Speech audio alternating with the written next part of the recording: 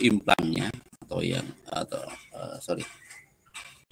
artroplasti adalah tindakan operasi penggantian komponen sendi lutut gitu.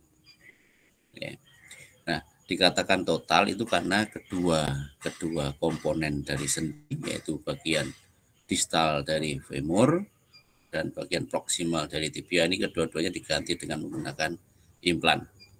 Nah, nanti ada yang namanya hemiartroplasti begitu. Kalau hemiartroplasti berarti hanya salah satu bagian sendi ini yang diganti. Apakah itu hanya kondilesnya, ya satu bagian kondiles, atau kedua-duanya kondilesnya kanan medial dan lateral diganti semua, atau mungkin hanya dari tibial plate saja yang diganti. Tapi kalau totalnya adalah seperti ini. Ya. Nah, untuk artroplasti itu akan terdiri dari 3 komponen, gitu ya. Kalau untuk sendi lutut, ini komponen yang pertama ini adalah femoral komponen, gitu ya. Ini akan digunakan untuk menggantikan posisi dari kondiles femurnya. Nah, material utama ini adalah terbuat dari logam, ya.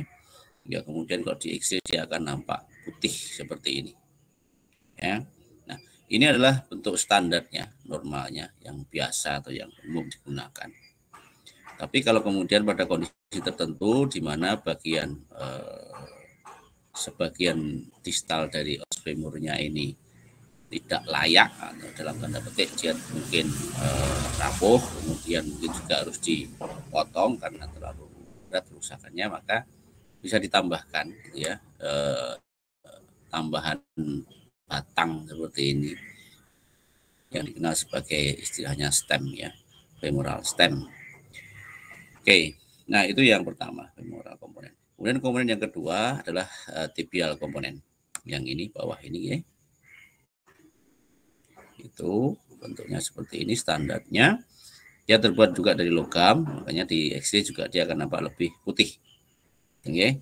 Dengan komponen yang ketiga dikenal dengan namanya spacer atau insertion, gitu ya. Nah, komponen yang ketiga ini diletakkan di antara femoral komponen dengan tibial komponen. Materialnya terbuat dari plastik high density, gitu, plastik padatan tinggi, gitu. Nah, karena dia terbuat dari plastik, maka pada X-ray dia tidak nampak, sehingga seolah membentuk seperti joint space, gitu. Nah, ini sebetulnya ada plastik seperti ini. Nah, di sini kita lihat bentuknya juga macam-macam. Ini menyesuaikan dari bentuk dari ini, femoral komponen maupun tibial komponen, ya. Nah, untuk tindakan artroplasti itu bisa dilakukan melalui 2 metode, ya. Yang pertama adalah metode semen-less seperti ini. Semen itu berarti bone semen, less itu berarti tanpa, ya. Jadi di sini implan ini dipasang tanpa menggunakan perekat bone semen. Jadi untuk menempelkan implan ini ke tulang pasti akan butuh perekat, begitu, ya. Nah, pada semenless untuk merekatkan ini biasanya dipasang ini skru seperti ini. Ini, di gambar sebelumnya ini skru juga, gitu, ya. Nah, sedangkan yang kedua adalah cemented, gitu. Ya, cemented. Berarti kalau cemented ini akan ditempelkan ke tulang itu menggunakan bone semen. Nah, bone semen itu di dalam X-ray dia akan nampak seperti ini, warnanya lebih putih, gitu, ya. Nah, ini putih yang ada di sekitar dari implannya. Ini. Nah, perbedaan dari kedua metode ini terutama adalah satu berkaitan dengan usia dari pasiennya, di mana kalau usianya cenderung lebih muda, ya sekitar di bawah 50 biasanya, ya, itu akan cenderung digunakan semen-less seperti ini, ya, semen-less. Sedangkan yang usianya di atas 50 biasanya sudah menggunakan cemented, ya. Itu yang pertama. Yang kedua, ini berkaitan nanti dengan fase weight bearing, di mana kalau semen-less itu fase weight bearingnya harus ditunda lebih dahulu, ya. Jadi bisa weight bearing bisa dilakukan setelah 3 minggu biasanya. Ya, sedangkan cemented ini biasanya mulai sudah bisa langsung partial weight bearing, ya. Oke. Nah, saat bertemu atau menangani pasien post total knee arthroplasty, ya, sama seperti halnya pada tindakan ORIF gitu ya, kita harus memastikan bahwa implan tersebut terpasang dengan baik, dengan ideal, sehingga aman untuk dilakukan intervensi fisioterapi yang berupa latihan untuk pemulihan gerak dan fungsi. Nah, gambar di sini ini menunjukkan hasil total knee arthroplasty yang dievaluasi menggunakan X-ray atau ronsen yang posisinya amat sangat ideal gitu. Ya. Nah, yang pertama, kalau lihat dari anteroposterior view pada femoral komponennya, kalau pada kedua bagian dari condylesnya ini ditarik garis gitu ya, red seperti itu, maka dia akan mendekati tegak lurus dari ini, aksis longitudinal femurnya. Ya, ini siku tegak lurus seperti itu. Demikian juga pada tibial komponennya. Kalau dia ditarik garis, kemudian dihubungkan dengan aksis longitudinal dari tibia, maka dia juga akan membentuk siku-siku atau minimal mendekati 90 derajat. Ya. Nah, kemudian dari lateral view, ya, di sini kita bisa melihat posisi dari bagian dalam implannya yang sejajar dengan bidang horizontal gitu. Ini kalau ditarik garis juga, dia akan tegak lurus terhadap femurnya. Nah, dengan yang tibia juga demikian, ya, dia akan tegak lurus dengan aksis longitudinal dari tibianya. Nah, ini menunjukkan bahwa posisi dari femoral komponen maupun tibial komponen itu istilahnya lurus begitu. Nah, ini akan berkaitan dengan distribusi beban begitu dari femur ke tibia, sehingga arah dari pembebanannya itu akan tegak lurus itu ya, ada permukaan sendinya. Ya, oke. Nah, namun pada beberapa kasus gitu ya, memang mungkin ditemui itu ada beberapa pemasangan yang tidak ideal. Nah, selain lihat dari alignment-nya tadi, maka hal yang perlu kita perhatikan itu adalah bagaimana kualitas pemasangan implannya ini di dalam ke tulang gitu ya, bukan di dalam. Nah, untuk itu kita perlu mengamati bagian-bagian yang kontak gitu ya, atau di titik kontak antara implan dengan tulang. Nah, kalau di sini ini sudah diberi beberapa area ya. Ini 1, 2, ini 3, 4, 5, 6, 7. Ini adalah area tibial komponen yang kontak dengan tibia. Oke. Kemudian kalau yang di femur ini 1, 2, 3, 4, 5, 6, 7 ini ya. Nah, idealnya begitu ya, seperti di sini nih, maka bagian dari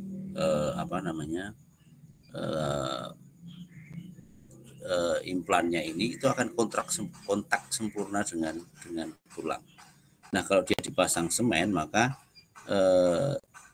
semennya itu kalau terdistribusi secara merata, dia akan menutup setiap celah yang ada di antara ini, antara implan dengan tulangnya gitu ya.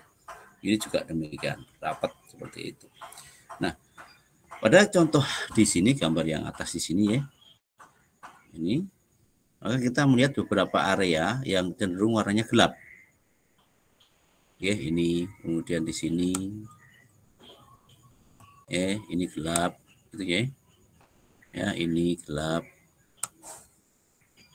Nah, ini berarti mengindikasikan bahwa area tersebut tidak tertutupi atau tidak terlapisi oleh bun semen dengan baik. Nah, kalau tidak tertutup dengan baik, berarti ada rongga di sana, ada celah. Nah, adanya celah di situ tentu nanti akan berdampak terhadap satu kekuatan atau daya rekat implan tadi ke tulang, gitu ya, yang nanti akan berhubungan dengan stabilitas implan pada tulangnya. Nanti pasien harus jalan ya, weight bearing dan lain sebagainya. Nah, kalau ini yang nggak stabil, maka berisiko terjadi pergerakan antara implan dengan tulangnya.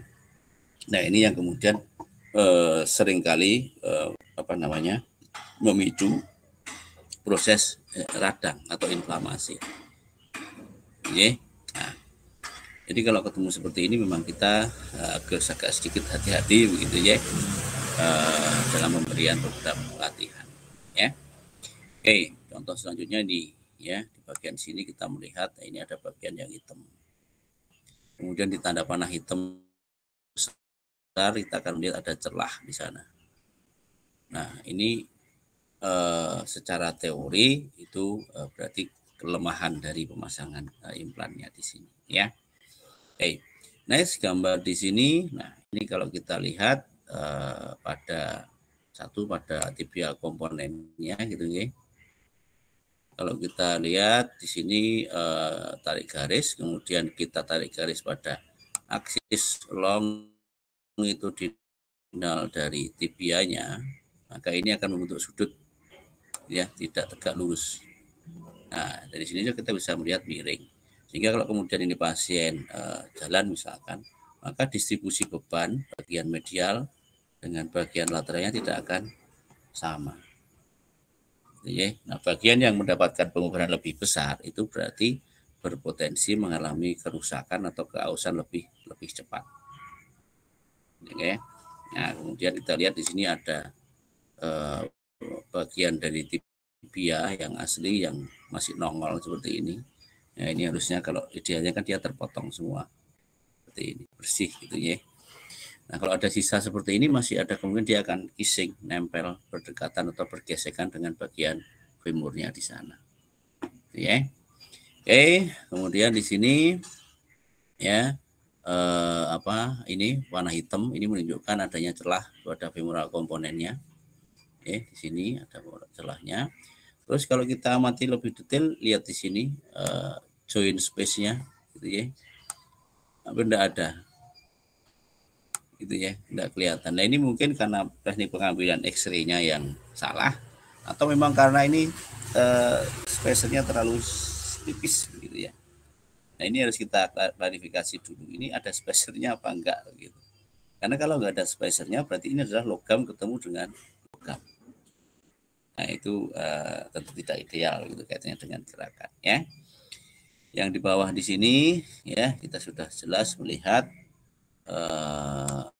alignment dari tibial komponennya ya, ini aksis longitudinal tibianya, ini sudutnya lebih parah ya, sehingga kalau pasien berjalan bebanannya pasti akan cenderung lebih banyak terjadi pada sisi medialnya ya, ini akan banyak menerima beban lebih berat. Nah, ini akan mempercepat kerusakan pada bagian medialnya, itu satu. Kemudian kalau seperti ini ya ini sudah mepet gitu ya, mepet di pinggir dari tibianya begitu, maka ini risiko terjadi fraktur di sininya juga lebih tinggi.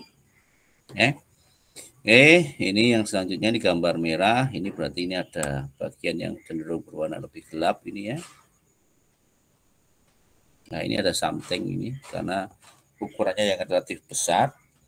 Apakah ini merupakan bagian dari operasi dikerok seperti itu, tapi kebablasan bisa, atau karena ada suatu patologi pada tulangnya, apakah infeksi atau mungkin bagian dari tumor. Ya. Nah, ini harus hati-hati.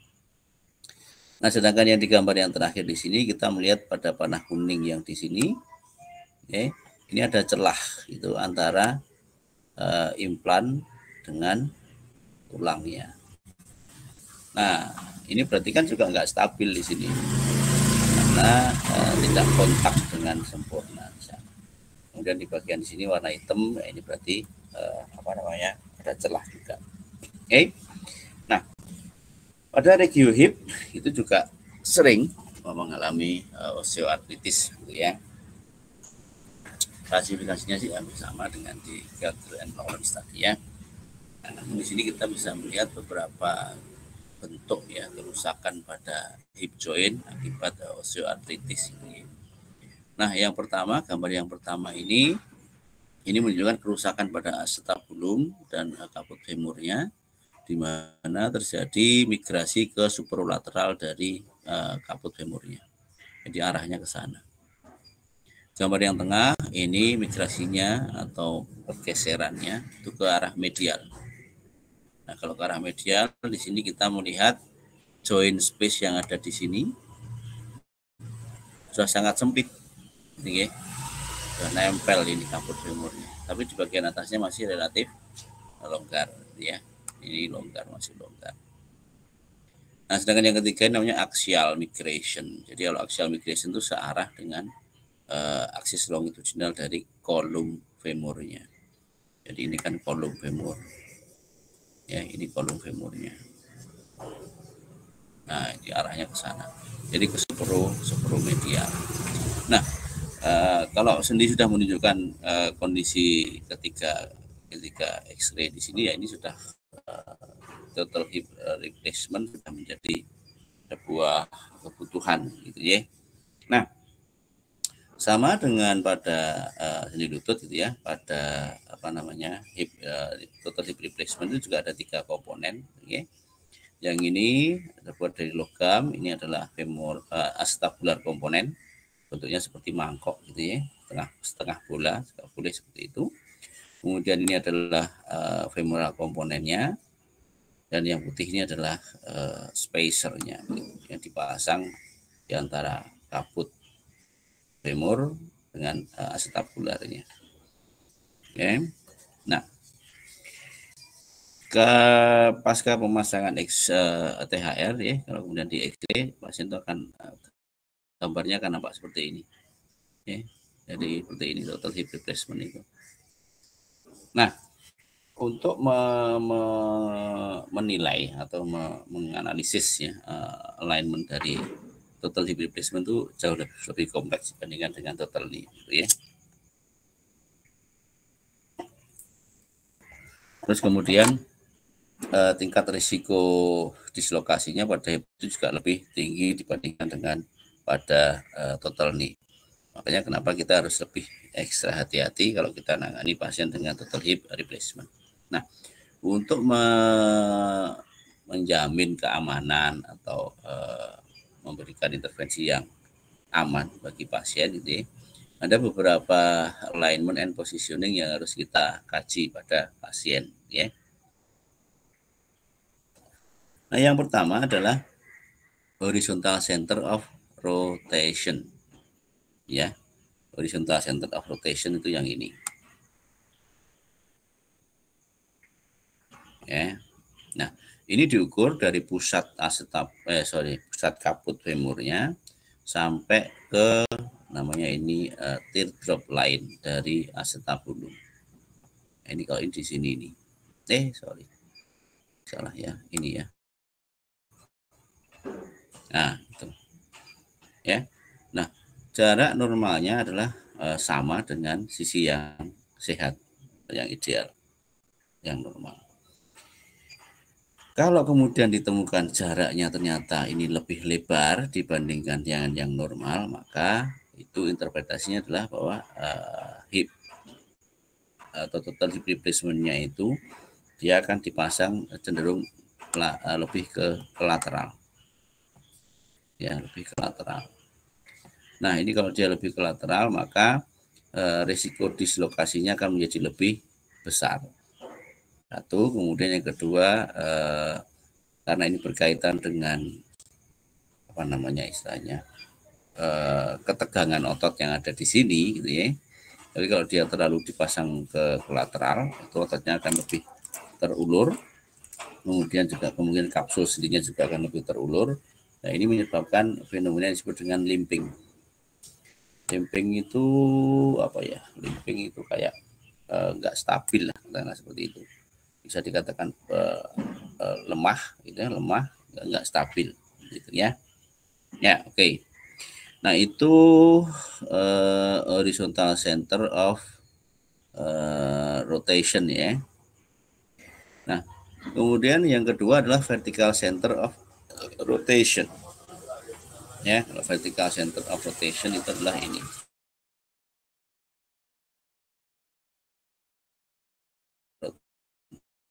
untuk mengukur vertical of rotation, pertama-tama kita harus membuat yang namanya transitional line ini. Ya, transitional line.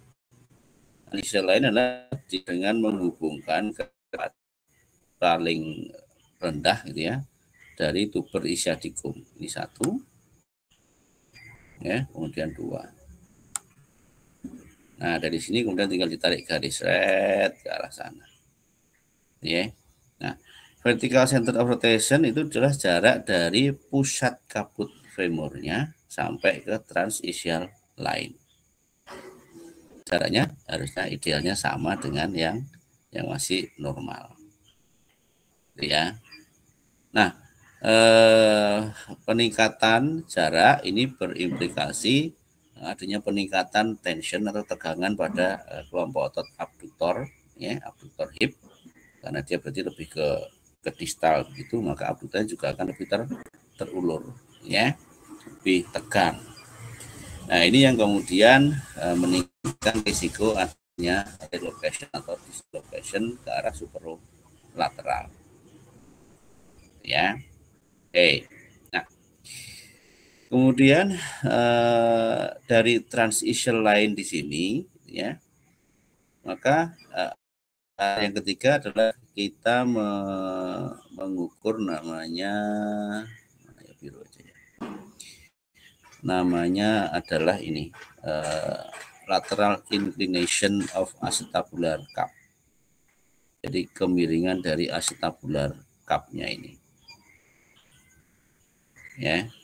Nah, ini diukur dengan cara pertama membuat garis ini yang menghubungkan kedua pinggiran dari acetabular cup gitu ya. Kemudian kita tarik garis lurus terus sampai ke sana, sampai nanti berpotongan dengan transischial line. Nah, sudutnya adalah ini. Ini sudutnya. Oke, normalnya adalah antara 30 derajat sampai 30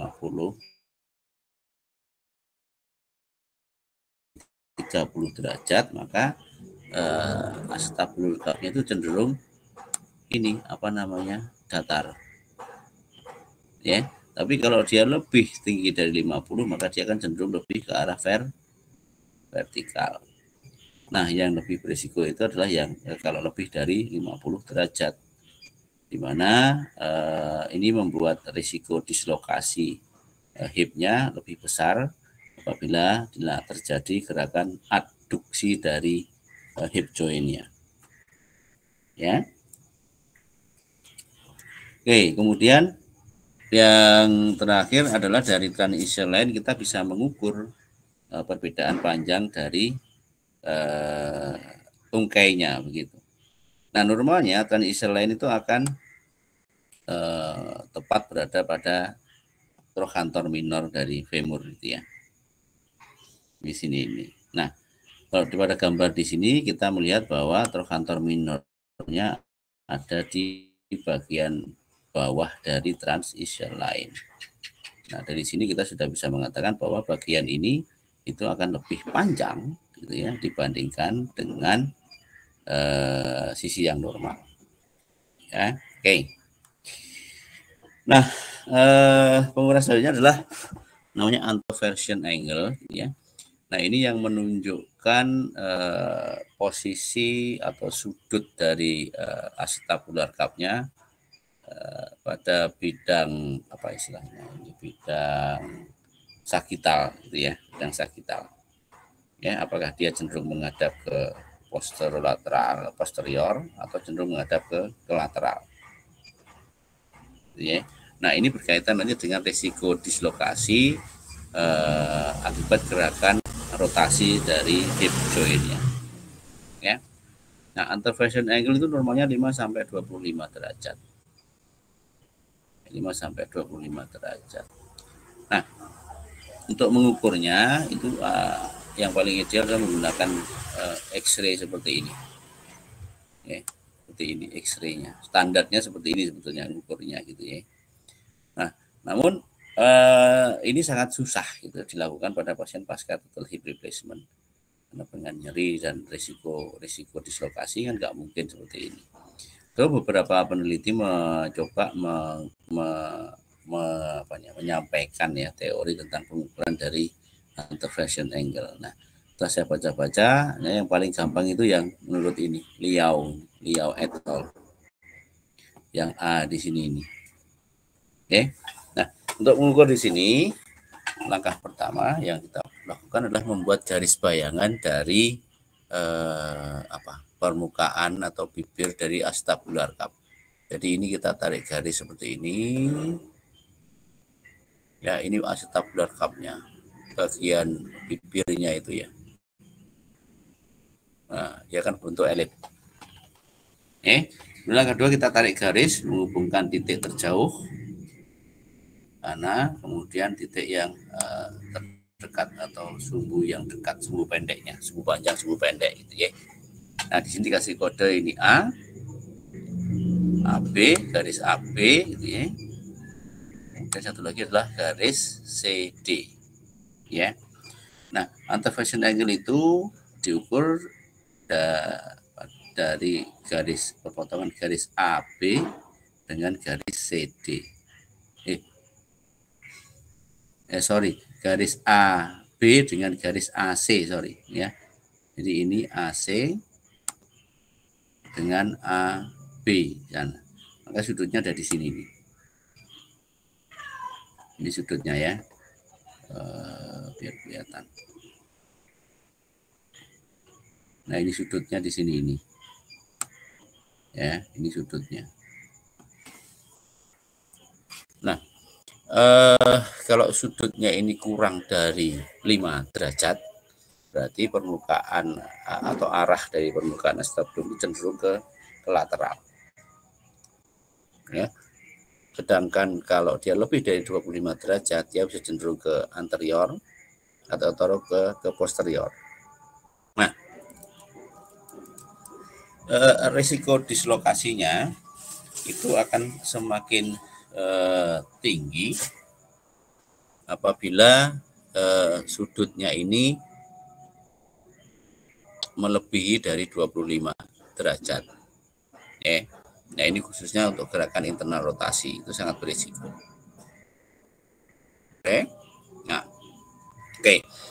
Nah, selain menganalisis sudut-sudut tadi, gitu ya, maka sama seperti pada tutorial ini, kita juga harus mengamati bagaimana kualitas pemasangan dari implannya atau kontak dari implan dengan tulangnya.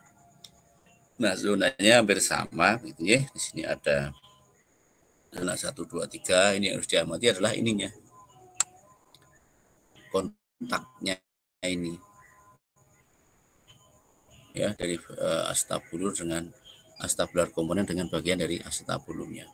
Terus kemudian yang dari femoral komponen yang kita amati di sini nih, pinggirannya di sini nih ya. Nah, sampai ke sana. Nah, ini titik kontaknya. Oke. Yang kita amati apa? Sama. Kalau ada bayangan hitam atau gambaran hitam itu berarti itu ada rongganya. Nah, contohnya di gambar 2 di sini, gitu ya. Maka kalau kita amati di sini, gitu ya. Nah, ini ada bayangan hitam. Ini kalau saya perbesar, kita lebih jelas lagi melihat bahwa ini hitam. Ini juga ada hitamnya. Nah, berarti di sini ini ada celah di sana. Di mana celah ini idealnya sudah terisi oleh bone semen. Tertutup oleh bone semen yang berfungsi sebagai semacam lem gitu ya untuk merekatkan implan. Gambar ketiga ini pada acetabularnya, ya, ini juga renggang. Ada celah. Oke. Nah, sedangkan pada gambar yang bawah yang di sini ini, gambar 3 gambar ABC ini. Nah, ini menunjukkan prosedural operasi yang terjadi komplikasi atau kegagalan, boleh dikatakan seperti itu, karena dia menimbulkan fraktur. Nah, ini mungkin saja terjadi karena dokternya salah prediksi. Ya. Nah, di sini kita melihat pada femoral komponennya, ya, ukurannya relatif besar, sehingga ternyata pada waktu dia kita pasang, dia menimbulkan fraktur pada bagian femur yang di sebelah sini ini. Ini kita lihat fragmennya, fragmen frakturnya di sini nih. Nah, kemudian dilakukan tindakan rekonstruksi begitu. Di sini kita melihat bahwa diameter dari asetabular komponennya sudah diganti dengan yang lebih kecil. Ya. Nah, kemudian bagian yang fraktur ini distabilisasi dengan menggunakan skru, ya. Dan stemnya kalau kita lihat ukurnya dia jauh lebih panjang dibandingkan dengan yang awalnya di sini, ya. Karena ini memang harus lebih panjang, karena kalau sama panjangnya ya berarti ujung dari stemnya ini akan ada di sini lagi, dan itu bisa berisiko menyebabkan refraktur, ya. Nah, kalau lihat gambar seperti ini ya berarti kita harus protokol intervensinya harus mendahulukan frakturnya dulu gitu. Oke, jadi kalau normalnya misalkan ini kan semen les ya. Ya, semen les. Teksturnya. Tadi harusnya 3 minggu mulai partial load bearing. Ya, tapi di sini mungkin ditunda karena ini ada fraktur. Ya, harus non load bearing lebih dahulu, 6 minggu baru mulai partial load bearing misalkan. Oke. Nah, ini sama gambar nomor 5. Ini ada bayangan-bayangan hitam di sana gitu, ya. Nah. Oke. Nah, untuk artroplasti gitu ya, kita harus ingat ya, beberapa hal yang harus hal penting yang harus dipahami. Oke. Nah, yang pertama artroplasti kan tadi mayoritas itu dilakukan pada pasien dengan osteoartritis yang derajat berat. Gitu. Nah, proses kerusakan dari sendi pada pasien osteoartritis itu kan berlangsung lama, lambat tahunan, bahkan mungkin puluhan tahun gitu ya. Nah, sehingga pada waktu pasien ini menderita OA itu sudah mulai ada problem gerak dan fungsinya, ya, seperti nyeri, batu-batasan rom, ya, pemendekan atau kelemahan otot, ya, dan lain sebagainya. Yang kemudian nanti akan berdampak terhadap kontrol postural. Jadi pola jalan pasien juga sudah mulai berubah, gitu ya. Nah, problem ini nanti akan ya dalam tanda petik akan diperburuk begitu dengan tindakan operasi. Karena pada tindakan operasi satu kita tahu pasti ada insisi gitu ya pada kulitnya. Kemudian yang kedua, untuk memasang implan tadi kan harus dipotong itu ujung-ujung tulangnya. Dipotong agar implan itu bisa dipasang dengan pas gitu. Jadi dipotong menyesuaikan dari bentuk dalamnya implan gitu ya. Nah, pemotongan tulang ini akan menghilangkan beberapa komponen proprioseptor sendi, yang paling banyak adalah dari ligamennya. Ya. Kalau pada lutut ada ligamen ACL, BCL, meniskusnya pasti akan dibuang. Tapi kalau pada hip joint ada namanya ligamentum teres ya masalahnya. Ligamentum teres itu ada di tengah-tengah kaput dan acetabulum. Nah,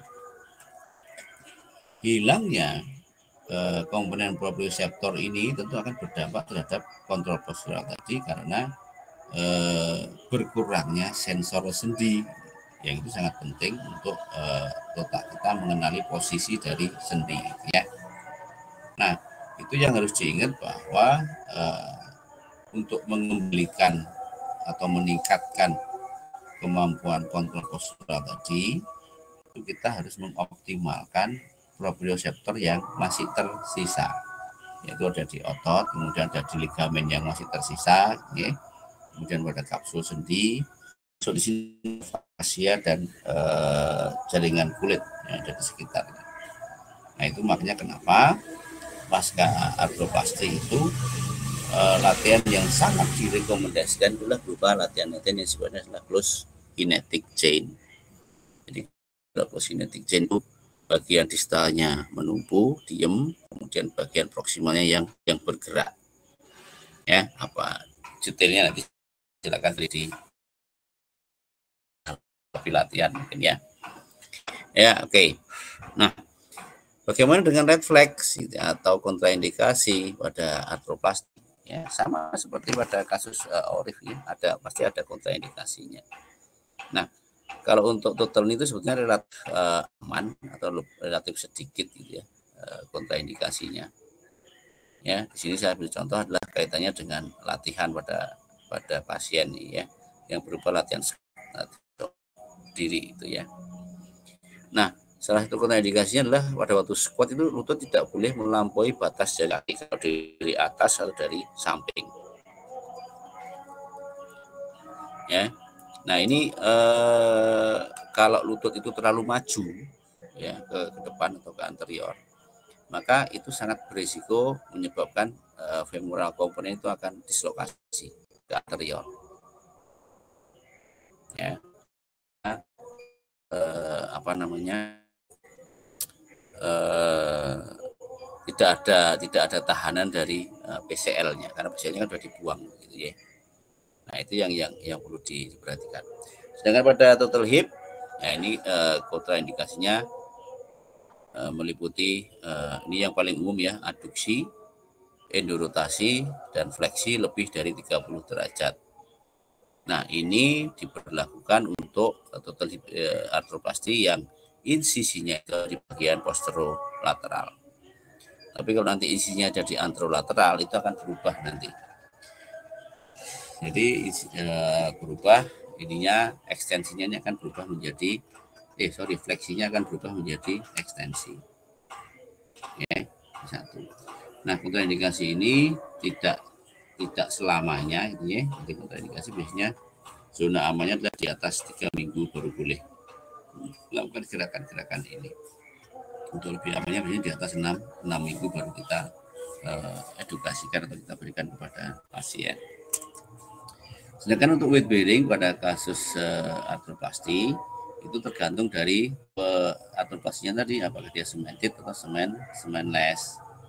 Kalau cemented ini pasien sudah boleh partial weight bearing atau bahkan full weight bearing ya pasca operasi. Ini tergantung dari satu manajemen nyeri, yang kedua dari rekomendasi ortopediknya. Sedangkan pada yang cementless ini mutlak harus mulai dari non weight bearing, kemudian partial weight bearing, dan kemudian bertahap full weight bearing. Ya, kalau cementless biasanya non weight bearing itu sampai 3 minggu, dan 3 minggu sampai 6 minggu itu partial weight bearing, baru mulai full weight bearing. Nah, ini beberapa kasus dislokasi pasca arthroplasty gitu ya.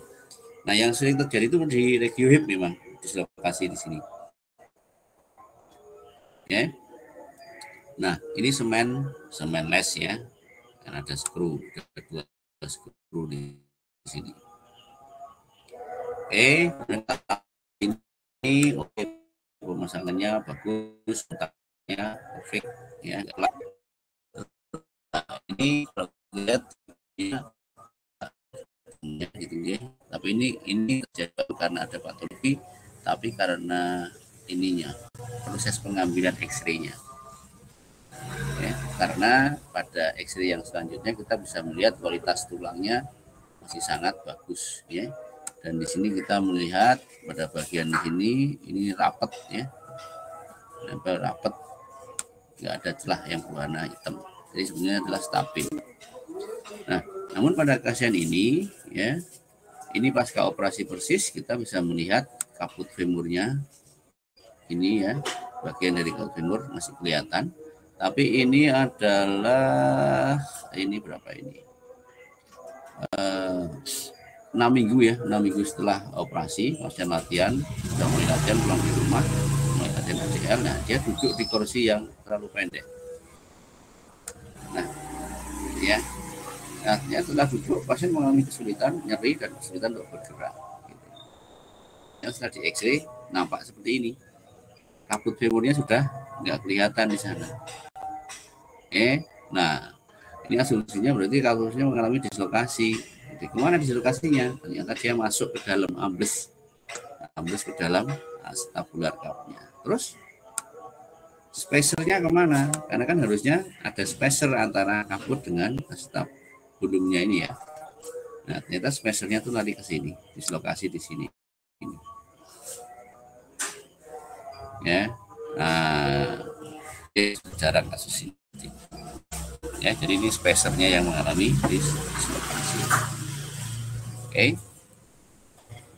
Nah, ini dislokasi yang lain, ini namanya rotational dislocation, di mana kita di sini melihat femoral komponennya itu muter terhadap tulangnya. Jadi kalau kondisi normal, kita akan melihat dari anteroposterior view, posisi dari femoral komponen itu ada kolumnya seperti ini, ya kan? Dia seperti ini. Tapi di sini kita hanya melihat seolah dia hampir lurus gitu ya. Nah, seperti ini. Jadi ini femoral komponen sudah muter seperti itu. Nah, ini terjadi karena ini silakan diamati pada bagian ini. Jadi kualitas tulang tibia, tulang femur di sini sudah sangat jelek. Bahkan di area sini ini kita sudah nggak melihat adanya tulang seperti di sini ini. Nah, ini berarti ada porotik atau bahkan mungkin ada nekrosis pada bagian proksimal dari femurnya yang membuat femoral komponennya itu longgar gitu di situ. Sehingga dia bisa bergerak di sekitarnya. Ya. Nah, yang gambar di bawah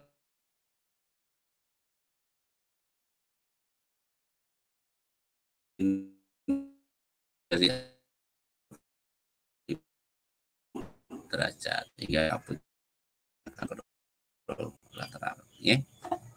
Oke, ini komplikasi-komplikasi lain dari TKR ataupun THR itu ya, ada loosening atau fracture. Nah, ini biasanya karena kualitas tulangnya yang jelek, gitu ya. Kemudian joint instability and dislocation, kemudian nerve damage, kerusakan pada saraf. Nah, ini yang sering terjadi pada pasien hip arthroplasty. Yang klinisnya yang sering ditemukan adalah berupa drop foot gitu ya, karena nervus ischiaticus yang lewat di bagian posterior dari hip joint itu tertarik atau teriritasi. Swelling and joint pain, nah ini bisa muncul dari ini satu dan dua ini bisa ya. Nah, ya, karena ada instability juga memicu adanya swelling and joint pain. Kemudian heterotopic ossification, adanya kalsifikasi pada jaringan lunak yang ada di sekitarnya. Ini extensor mechanism disruption, ini berupa kelemahan dari extensor knee, sorry. Jadi quadricepsnya itu sangat lemah gitu, dan susah untuk di strengthening gitu ya, karena gagalnya dari mekanisme koaktivasi dari quadricepsnya. Kemudian pada knee ada namanya patellar maltracking ya. Jadi kalau biasanya patella itu kan tidak ikut diganti gitu ya, jadi biarkan saja. Nah, pada waktu dioperasi itu patella akan dikesampingkan, digeser ke samping dulu. Nah, ini tentu akan mempengaruhi dari faktor biomekanik, karena dengan bagian kondylusnya dibuang gitu ya, maka otomatis retinaculum patella juga akan hilang di sana. Nah, itu yang mempengaruhi kestabilan dari patellanya. Oke, ini adalah X-ray dari, ini bukan hip arthroplasty ya, tapi inilah pemasangan implan antibiotik pada hip joint. Ini biasanya dilakukan apabila pasca pemasangan arthroplasty pasien mengalami infeksi. Oke. Nah, infeksi di sini biasanya yang sering terjadi adalah ini. Stapulumnya itu mengalami nekrosis. Dia lebih besar kalau dibandingkan dengan yang normal.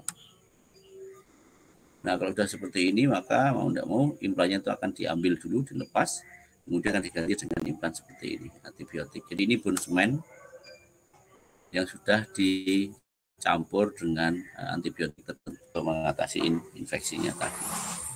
Nah, kalau seperti ini berarti mutlak harus non-weight bearing, karena ini bukan hip arthroplasty ya. Oke. Ini sedikit lompat ya, ankylosing spondylitis. Ya, ini kasus khusus yang melibatkan patologi pada tulang. Penyebabnya tidak diketahui dengan jelas, ya. Ada yang mengatakan ini berkaitan dengan faktor genetik. Nah, ankilosis spondylitis itu pada tahapan awal akan ditandai dengan keluhan nyeri ya, di tulang belakang, yang kemudian diikuti dengan keterbatasan gerak yang cukup masif gitu, dari cervical sampai ke lumbar. Bahkan ada beberapa kasus sampai ke pelvic, sampai ke hip, bahkan sampai juga ke knee joint. Ya. Nah, untuk mengevaluasi gitu ya, karena keluhan utamanya tadi kan berupa nyeri pinggang, ya. Nah, nyeri pinggang itu kan kompleks, banyak sekali kausanya, kemungkinan kausanya.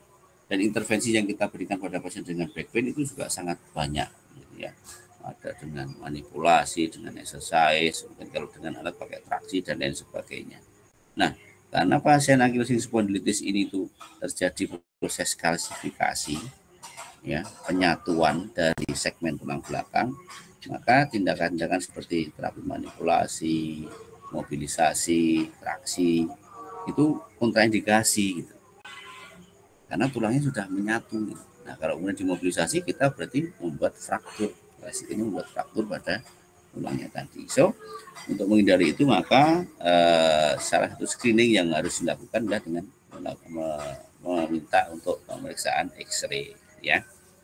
Nah, dalam tahapan awal perkembangan dari ankylosing spondylitis itu nanti kita akan menemukan gambaran yang disebut dengan Romanus lesion atau shiny corner sign, ya. Nah, di X-ray kita akan melihat adanya ini erosi, ada pengikisan pada pinggiran dari korpus vertebra yang kemudian akan diikuti dengan reaktif sklerosis, ya. Nah, sklerosis ini berarti menunjukkan gambaran yang lebih terang. Ya. Nah, di sini kita bisa lihat di gambar yang nomor 2 ini gitu ya. Maka kita bisa melihat pinggiran-pinggirannya jadi lebih terang. Ya, dibandingkan dengan bagian korpusnya, bagian tengahnya di sini. Ya, dibandingkan di sini. Terus di sini ya, kita juga bisa melihat ini dia tampak lebih putih gitu ya. Nah, ini shiny corner sign.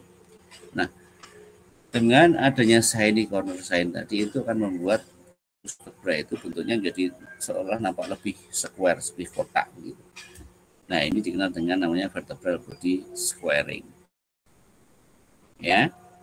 Nah, kemudian pada tahapan lanjut di mana sudah terjadi kalsifikasi dari struktur jaringan lunak maupun jaringan keras yang ada di sekitar vertebra, maka kita akan menemukan gambaran atau bayangan yang disebut dengan bamboo spine. Jadi kalau ini kan seperti bambu ya, ini ruas antar bambunya itu. Gitu ya, ini ruas antar bambunya kelihatan gitu ya. Sorry.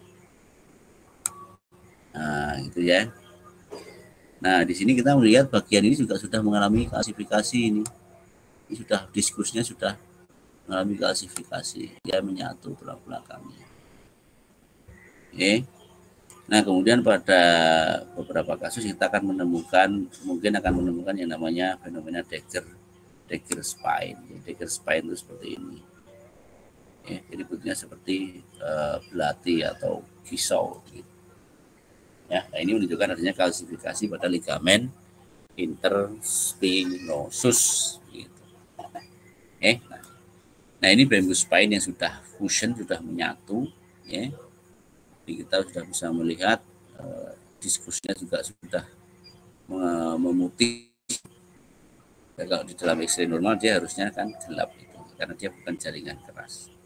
Ya, ini dari lateral view, ini dari anteroposterior view. Nah, tadi saya sudah sampaikan bahwa ini ada kemungkinan menyebar sampai ke pelvic bahkan hip atau knee-nya.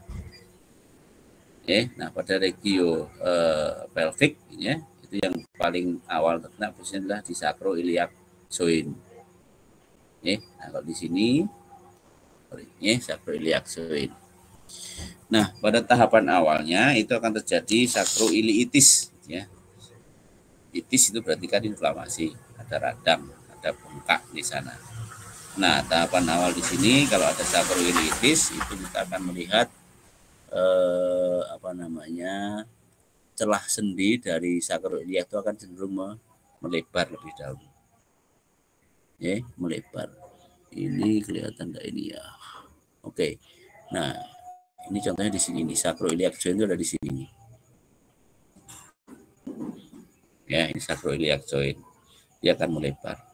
Nah, kemudian dia akan semakin lama akan semakin menyempit sampai kemudian ini kalau kita lihat di sini ini sudah sacroiliac joint sudah enggak kelihatan, dia sudah mulai menyatu. Itu ya. Nah, terus pada gambar yang bawah, nah ini adalah ankylosing spondylitis, ini ada dagger spine, kemudian sacroiliac joint-nya juga sudah fusion, sudah menyatu. Nah, di sini ini ada pemasangan atau hip arthroplasty, berarti ini mengindikasikan hipnya sudah ikut mengalami ankylus juga fusion, penyatuan juga begitu ya. Nah, ini biasanya tindakan bedah yang bisa membantu pasien untuk kembali bergerak ya. Oke. Ya. Nah, yang terakhir adalah arthrodesis gitu ya, kaitannya dengan sendi begitu ya. Nah, arthrodesis dari kata arthro dan adesi. Arthro sendi, adesi berarti menyatukan, menyambung, melekatkan, menempelkan lah, katakanlah seperti itu. Jadi tindakan ini dilakukan untuk mematikan sendi gitu. Ini dengan menggunakan implan, dengan menggunakan internal fiksasi, atau bisa juga dengan eksternal fiksasi. Nah, ini dilakukan apabila ada kerusakan sendi di mana tindakan arthroplasty itu tidak bisa dilakukan. Ya. Nah, indikasinya itu ya kerusakan sendi berat, artritis atau fraktur interartikuler. Nah, tujuannya adalah untuk menghilangkan nyeri gerak. Gitu. Jadi dengan kerusakan sendi tadi, setiap kali sendi itu bergerak, dia akan memicu inflamasi. Inflamasi itu akan memicu salah satu adalah nyeri. Itu kan terus seperti itu, ya. Nah, dengan arthrodesis itu maka sendinya akan dibuat tidak bergerak. Terus kemudian lama-lama akan menyatu. Nah, kalau sudah menyatu tidak ada pergerakan, berarti tidak terjadi provokasi atau iritasi di sana yang kemudian bisa memicu adanya inflamasi. Nah, konsekuensi dari arthrodesis adalah hilangnya fungsi dari yang di arthrodesis. Nah, di sini kalau kita fisioterapi yang kritis, kita akan berusaha untuk mengoptimalkan sendi lain yang ada di dekatnya untuk menggantikan dari sendi yang hilang ini tadi. Oke, tumor ya. Nah, tumor itu bisa mengenai semua jaringan tubuh ya, dari otot, kulit, saraf gitu ya, sampai ke jaringan tulang juga. Tumor adalah sebuah kondisi yang ditandai dan abnormal dari jaringan tubuh. Nah, di sini terjadi ketimpangan, tidak sesuai antara proses pembentukan tubuh dan jaringan yang atau kerusakan jaringan. Ya, di mana pertumbuhannya sangat pesat begitu, tapi kerusakannya minimal ya, sehingga perkembangan jaringannya sangat masif gitu. Penyebabnya juga masih belum bisa dipastikan dengan pasti begitu. Cuma dari jurnal itu dikatakan bahwa setiap orang itu sebetulnya punya yang namanya sel kanker atau sel tumor tadi. Tapi selama sel tadi itu masih bersirkulasi di dalam sistem limfatik ya, maka dia tidak akan berkembang menjadi tumor. Tapi bila dia sudah nempel di satu area yang kemudian dia cocok untuk hidup di situ, dan dia baru mulai berkembang menjadi sel kanker atau sel tumor. Ya. Nah, di kausis itu adalah faktor-faktor pemicunya yang sering didapatkan pada pasien, gitu ya. Nah, gejalanya ini yang harus kita kenali, gitu, ya. Sama pada kasus fraktur patologis yang kemarin ya, salah satunya kan penyebabnya adalah tumor. Nah, ini kita harus waspada apakah pasien ada riwayat menggigil atau demam yang berkepanjangan, kemudian yang berlebihan, hilang nafsu makan, males, aras-arasan gitu, kemudian night sweat, night pain, and weight loss. Nah ini kalau ada kita ketemu pasien yang menunjukkan tanda gejala seperti ini, kita harus hati-hati. Ya, hati-hati di situ. Ya, kita harus pastikan apa yang terjadi pada pasien tersebut sebelum kita memberikan intervensi. Untuk diagnosisnya ada tumor, ini bisa dilakukan dari pemeriksaan darah maupun dari pemeriksaan radiologi, ya. Kalau pemeriksaan darah itu yang umum atau yang wajib biasanya pemeriksaan leukosit, ya. Di sini biasanya kondisinya. Kemudian laju endap darah ini juga meningkat. Kemudian kadar kali fosfatase juga meningkat. Kemudian CRP itu C-reaktif protein ini juga meningkat. Ya. Nah, sedangkan untuk X-ray-nya yang paling sederhana ya dengan ronsen itu ya, bisa ronsen. Kemudian kalau diperlukan bisa menggunakan CT scan atau MRI. Sedangkan biopsi itu dilakukan untuk mengetahui jenis dari tumornya itu apa. Karena tumor itu kan ada yang ganas, ada yang jinak. Nah, biasanya kalau yang jinak mungkin bisa dilakukan tindakan operasi dengan advokasi atau dengan anestesis dari dokter. Tapi kalau yang ganas biasanya akan dilakukan tindakan amputasi, ya. Nah, ini beberapa X-ray dari beberapa jenis tumor.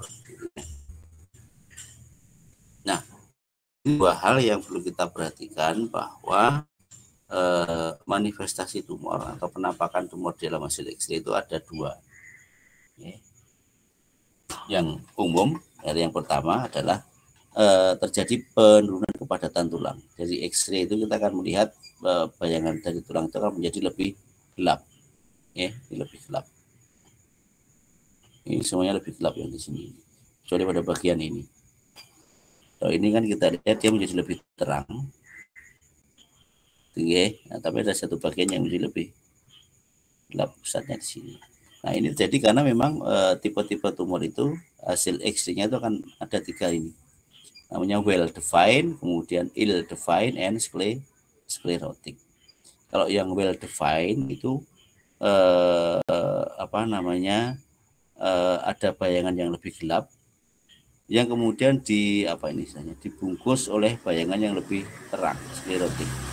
Jadi di sini kita bisa melihat batas dari jaringan tumor dengan tulang itu jelas. Tapi kalau yang ill defined dia kabur ya ininya. Batasnya itu kabur. Enggak sejelas ini gitu.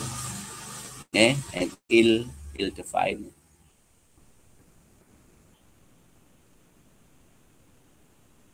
Nah, kemudian ada juga yang namanya sklerotik ya. Jadi dia akan tampak lebih putih, lebih terang malahan. Nah, ini biasanya pada ini kasus tumornya ini ya. Contohnya di bawah ini ada osteosarkoma, terus sampai pun islet, osteoma dan lain sebagainya.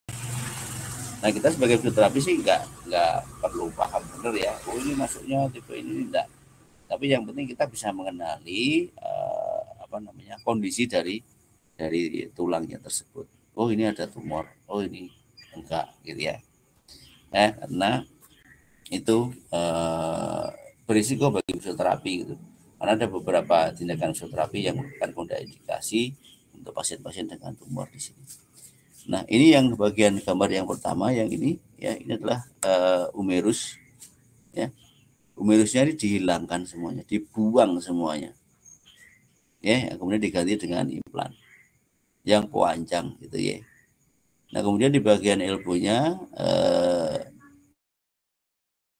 ulnanya, jadi sampai ke olecranon itu juga sudah dibuang, diganti dengan artroplasti, jadi dengan implan. Nah, ini namanya megaprostesis seperti ini. Jadi di sini ada dua sendi yang diganti, yaitu elbow dan shoulder-nya. Nah, gambar yang di samping ini adalah X-ray pada pasien dengan tumor ganas yang dikenal dengan namanya multiple myeloma. Nah, multiple myeloma itu nanti X-ray-nya itu biasanya akan dilakukan mulai dari kepala, tengkorak sampai ke ujung kaki. Nah, tipe mioma ini biasanya sudah menyebar, dan penyebarannya sangat masif dari kepala sampai kaki itu biasanya sudah rusak. Ini kita harus benar-benar hati-hati, ya angkat tangan aja untuk area yang frakturnya. Tapi mungkin kita bisa masih memberikan intervensi berkaitan mungkin dengan kardioversi, dengan exercise dan lain sebagainya. Tapi kalau tulangnya seperti ini kita berikan latihan, nah itu sangat risiko fraktur patologis. Ya. Oke, next adalah osteomielitis. Ya, nah ini osteomielitis ini merupakan salah satu kondisi yang X-ray-nya atau hasil X-ray-nya akan menunjukkan ini penurunan kepadatan. Ya. Osteomielitis ini biasanya disebabkan oleh bakteri yang Streptococcus, ya Streptococcus. Nah, dia akan menginvasi sampai ke dalam tulang, kemudian menimbulkan penurunan kepadatan tulang, ya. Dan dia progresif, progresif tapi lambat, ya progresivitasnya lambat, perkembangannya lambat. Nah, tandanya selain bayangan gelap tadi, pada kondisi yang kronik, itu kita akan menemukan bahwa ukuran tulangnya akan berubah menjadi lebih besar. Lebih besar.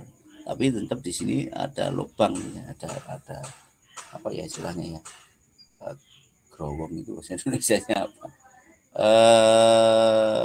Berlubang lah tengahnya, kosong tengahnya.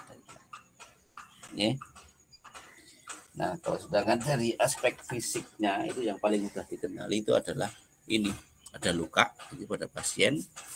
Kemudian luka tadi itu akan mengeluarkan cairan yang warnanya kuning jernih.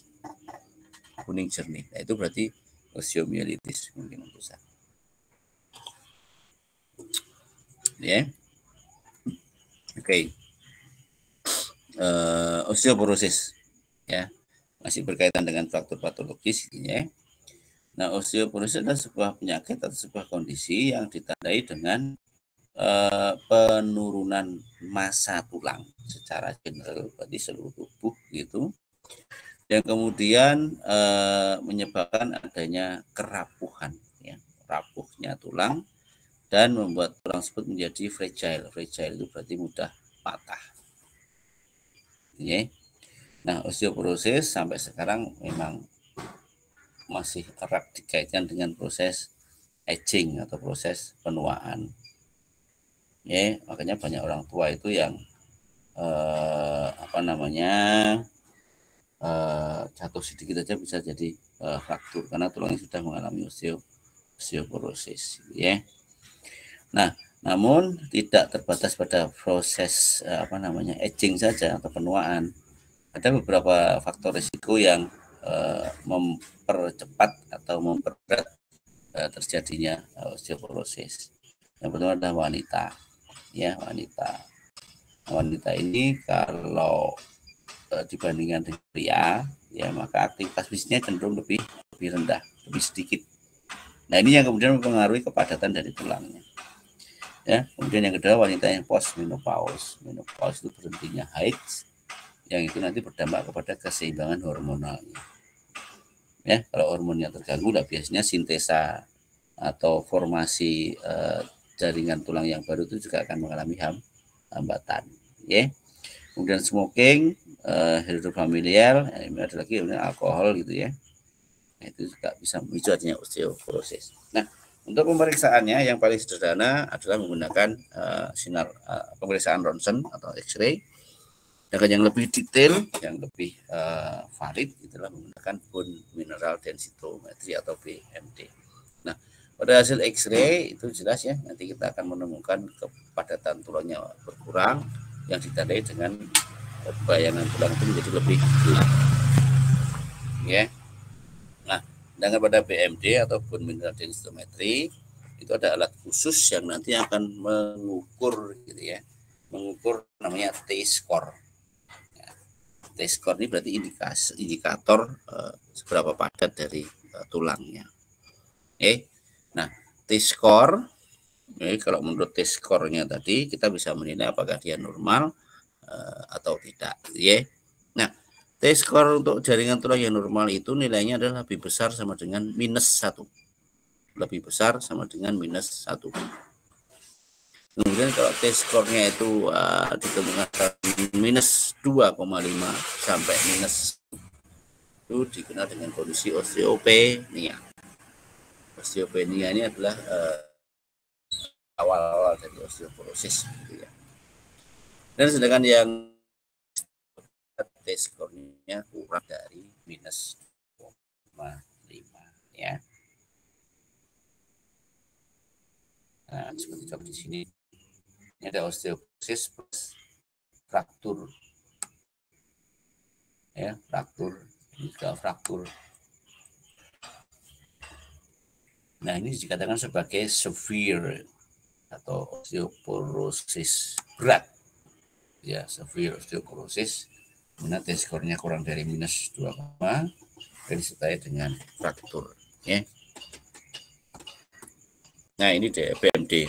Hasil BMD itu bentuknya seperti, jadi seperti laporan gitu ya. Nah, pada BMD itu akan diukur pada 3 posisi, 3 lokasi, yaitu kolom femur, kemudian pada segmen lumbar L3, dan satu lagi lah pada radius, distal radiusnya. Keluar. Kenapa ketiga area ini? Ya, karena dari hasil penelitian memang 3 area ini yang paling cepat ya, atau paling berat osteoporosisnya. Nah, ini perbandingan aja ya antara tumor pakai disease infeksi, kemudian osteoporosis ya. Jadi untuk membedakan kondisi berdasarkan dari hasil pemeriksaan X-ray. Gitu. Ya, di sini ada, nah ini kalau kita pakai disease, dia akan tambah lebih terang. Ya, oke. Ya, nah osteogenesis imperfecta. Ya, ini saya salah naruh tempatnya, harusnya setelah ini gitu ya. Dan ini termasuk gangguan kongenital ya, osteogenesis imperfecta atau OI ya, atau brittle bone. Brittle itu ya apa? Brittle itu gampang remuk ya, atau ajur ambiar gitu ya, brittle, rapuh lah kata seperti itu. Fragile. Nah, OI ini penyebabnya adalah adanya gangguan genetik. Jadi pasien ini selama masih dalam kandungan, kromosom dan lain sebagainya itu mengalami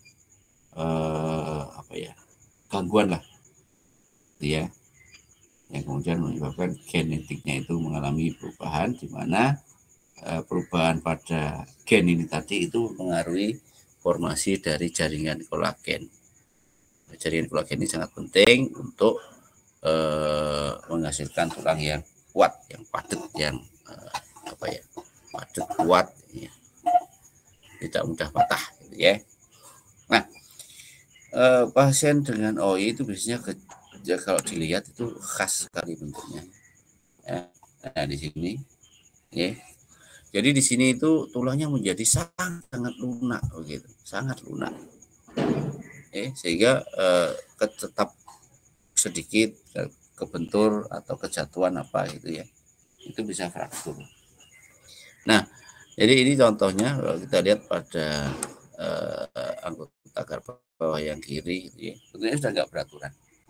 Nah, ini terjadi karena memang tulangnya itu lunak tadi itu, ya, sehingga pertumbuhannya jadi tidak normal, ya. Nah, untuk intervensi pada pasien dengan OI, fisioterapi ini juga harus hati-hati, gitu ya, karena ini tadi tulangnya sangat lunak. Jangan sampai nanti Anda ngeyel, ini tulangnya terbatas, masih stretching, masih mobilisasi, bisa ada fraktur baru, gitu ya. Nah, untuk ortopediknya bisa dengan tindakan bedah untuk apabila ada fraktur.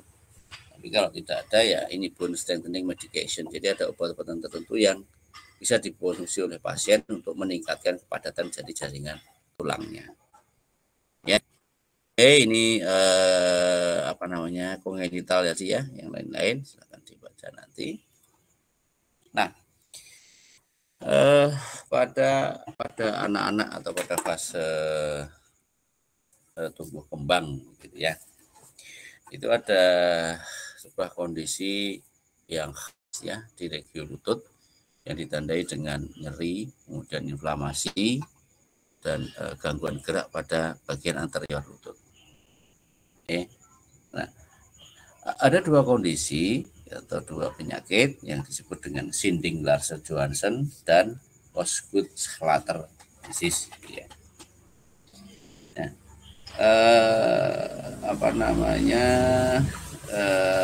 pada pasien ini Sinding-Larsen maupun Osgood-Schlatter itu akan terjadi proses kalsifikasi pada tendon patelanya. Nah, yang membedakan kalau Sinding-Larsen itu kalsifikasinya itu cenderung lebih dominan di bagian bagian proksimal ini ya, bagian proksimal.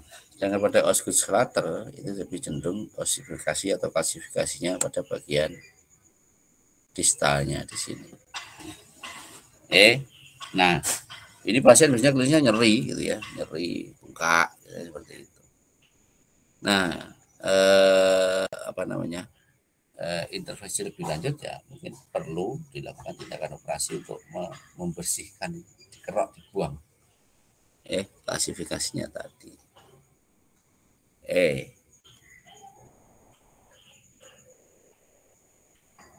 Ini namanya Sprengel deformity atau high scapula.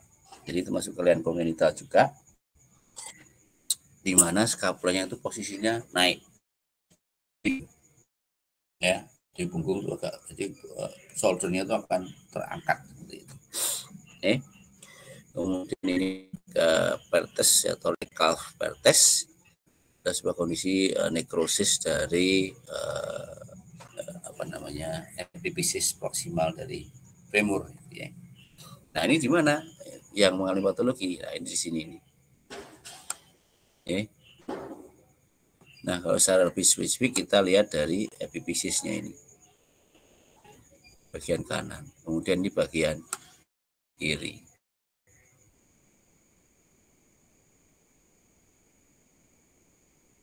So,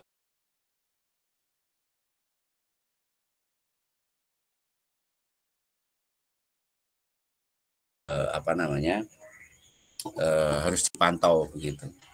Nah, ini contoh X-ray-nya.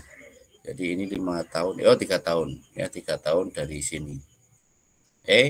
Nah, dari yang awalnya seperti ini, setelah 3 tahun menjadi seperti ini. Sudah hilang ini epiphysis-nya, ini sudah nggak jelas. Nah, yang di sini ternyata setelah 3 tahun, ya ini juga mulai berubah menjadi lebih kecil. Nah, ini nekrosisnya mengalami nekrosis. Nah, kalau klinisnya ya nggak jauh-jauh dari nyeri, keterbatasan ROM atau LGS, kemudian kekuatan otot, pemendekan otot, dan lain sebagainya. Ya, oke. Nah, tibia vara atau dikenal dengan congenital tibia vara atau Blount disease, gitu ya. Nah, inilah sebuah kondisi atau deformitas genu-varus, gitu. Ya, genu-varus, lututnya melengkung itu seperti huruf O, gitu ya. Seperti itu. Nah, jadi karena ketidakseimbangan pertumbuhan, ya, dari femur ataupun dari tibia di bagian medial dan lateralnya. Okay. Nah, klinisnya seperti ini, X-ray pre-op-nya. Okay. Nah, ini kondisi pasien realnya. Ya, jadi kita bisa melihat kakinya yang ini normal, yang ini melengkung seperti ini. Blount disease. Nah, untuk mengoreksi alignment-nya ini memang mau tidak mau harus dilakukan operasi. Gitu ya. Jadi pada operasi di sini ini akan ada sebagian tulang dari tibia atau mungkin dari femur, kebanyakan dari tibia ya. Itu akan dipotong dia untuk ini garis kuning ini. Jadi dipotong, ini dibuang,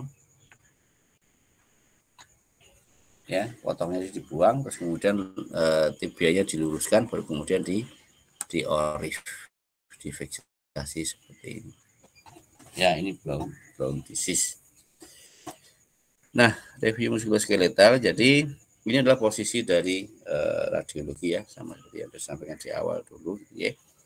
Jadi dalam proses penegakan diagnosis dengan bantuan dari X-ray atau radiologi, maka kita akan kemungkinan menemukan ini abnormalitas ataukah normalitas dari area yang di X-ray. Nah, kalau kemudian dia normal, maka kita harus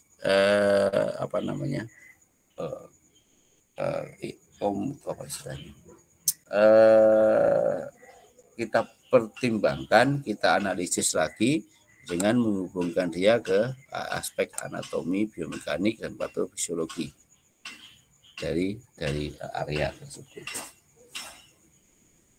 Karena seringkali hasil radiologi itu menunjukkan adanya gangguan anatomi gitu ya, atau kelainan pada anatomi, tapi ternyata klinisnya beda. Jadi sangat mungkin ya. Nah dari sini baru kemudian akan muncul clinical implementation gitu ya. Kita belajar kasus gitu ya. Nah, ini kasus yang pertama, pasien umur laki-laki umur 20 tahun. Operasi hip kanan dan kirinya. Nah, operasi yang pertama dilakukan pada hip bagian kanan, itu 4 minggu yang lalu. Hasil X-ray-nya menunjukkan seperti ini. Kemudian operasi yang kedua pada hip bagian kiri, ya, 2 minggu yang lalu. Ini hasilnya. Silakan diamati. Nah, apa informasi penting yang bisa kita tangkap di sini? Ya, yang pertama jelas adalah ini semen les, ya, semen les berarti pakai skru. Kan dilekatkannya pakai skru. So kalau pakai skru berarti pasien kalau mau jalan harusnya non weight bearing lebih dahulu, baru kemudian pasang weight bearing dan lain sebagainya. Nah sekarang kalau ketemu pasien seperti ini, pertanyaannya adalah pasien tanya, ini saya kapan mulai latihan jalan, atau saat ini boleh nggak latihan jalan? Nah dari informasi di sini kita menemukan bahwa pasien ini adalah post bilateral total hip replacement semen les gitu ya. Nah, kalau ketemu kata ya, mensinergikan ya, hasil X-ray ini tadi dengan data klinis pasien, maka kita akan menemukan bahwa ini semen les sudah 4 minggu, berarti ini sudah mulai bisa PWB, partial weight bearing, gitu ya. Nah, ini PWB. Ya, karena PWB. Sedangkan yang kiri ini baru 2 minggu. Kalau baru 2 minggu ya harusnya dia non weight bearing ya, non weight bearing atau partial weight bearing juga masih sangat awal gitu ya.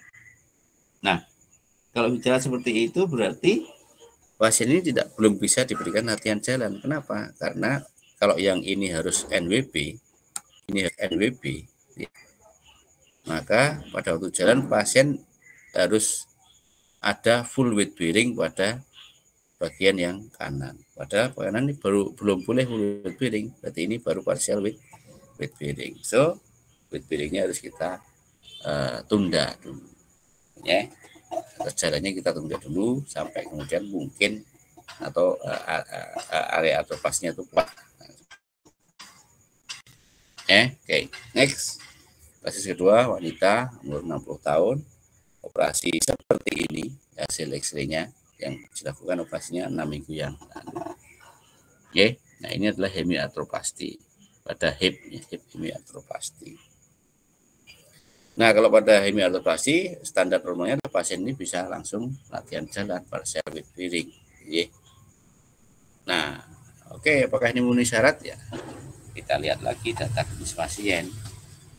Nah gitu. Ya. Nah, ini seperti itu. Ini sudah pernah saya sampaikan itu ya. Ini adalah faktor ankle Weber C gitu. Nah, kalau kita ketemu pasien dengan kondisi seperti ini, berarti kita harus pahami bahwa ini pre-op-nya kan seperti ini. Ada disruption pada distal tibiofibular joint-nya. Ada jaringan lunak yang rusak di sini. kan? Terus di sini kita juga menemukan joint space-nya lebar. Berarti ini ada ligament deltoid yang putus atau robek. Ya. Nah, berarti ini ada soft tissue injury. Pasca operasi seperti ini dia masih dipasang dengan slab.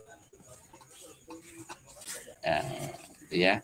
Nah, dengan keberadaan transfixing screw seperti ini, ingat bahwa ini pasti akan membatasi gerakan dorsifleksi ankle-nya.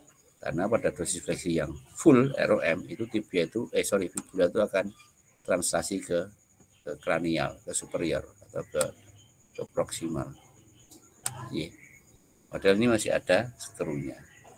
So, kalau Anda ketemu pasien seperti ini, stepnya sudah dilepas, latihan mobilisasi, kok ankle-nya masih terbatas dorsifleksinya. Ya, nggak bisa full seperti yang normal. Hati-hati di sini kalau masih ada skru seperti ini, sebaiknya kita tidak memberikan intervensi untuk menambah gerakan dorsifleksinya. Tunggu sampai ininya dilepas, baru kemudian kita exercise gitu ya. Oke, itu slide terakhir dan jam sudah menunjukkan jam 20.07. Oke, ada pertanyaan? Silahkan kalau ada pertanyaan. Tadi stabil ya koneksi saya? Iya Pak, stabil Pak. Oke, lumayan berarti Google Meet sekarang. Biasanya saya putus-putus sih kalau pakai Google Meet. Oke, ada pertanyaan silakan. Ini yang hadir berapa ini? 25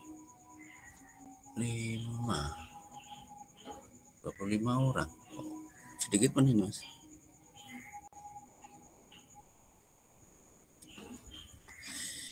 Oke, nggak ada pertanyaan. Kalau nggak ada pertanyaan saya akhiri sampai di sini dulu. Terima kasih.